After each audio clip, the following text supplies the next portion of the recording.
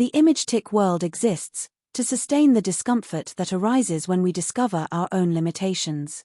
The world of manifestation is built upon what appears to be the most concrete. The mineral universe sustains plant and animal species. But upon what does the mineral universe itself rest? Space sustains everything, and all things commune with it. Within it, condensation occurs, and within it, dissolution also occurs. Every being is formed through the union and propagation of parts that already exist within space. Each of these parts possesses a specific purpose and a defined period in which to act. Birth and death are simply the fulfillment of these actions. Mission or purpose is nothing more than the complete realization of the action inherent to the object created to carry it out.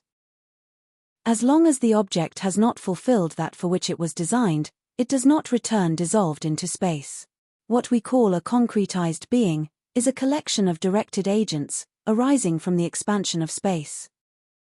All act, each in its own time, fulfilling what has been programmed since the initial impulse originating from space. The particularization of beings, their divisions, and their compositions rarely takes into account the simple temporal objective.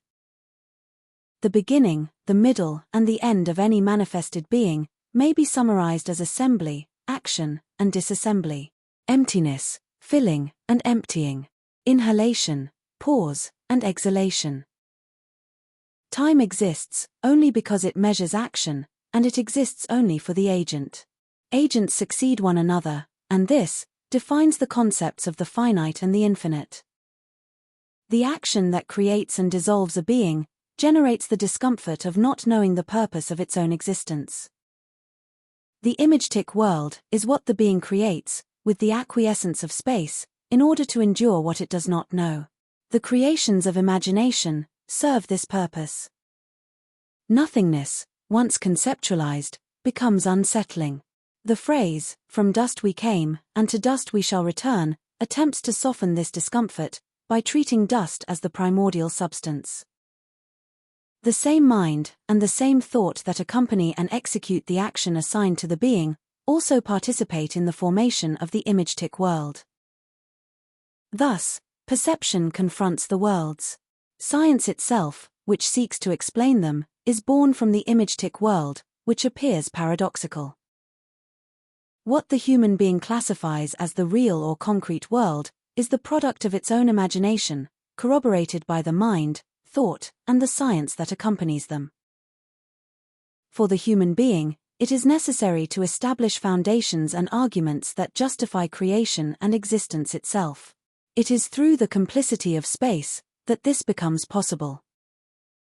Human creativity expands precisely through the denial of its own capacity and potentiality, and through the acceptance of superior or supernatural beings. The classification of beings and species as superior or inferior arises from the misunderstanding that each part exists solely to compose an action which, once accomplished, erases both the one who performed it and the act itself. This is the relativity of existence that time reveals. Emotion sustains the imagetic world. Within it resides incapacity, and nothing explains it, although the being explains itself within it. At the interface between the worlds lies partial, limited capacity, the only one with the potential to transition into the full capacity, contained within the inexplicable space of the imagetic world.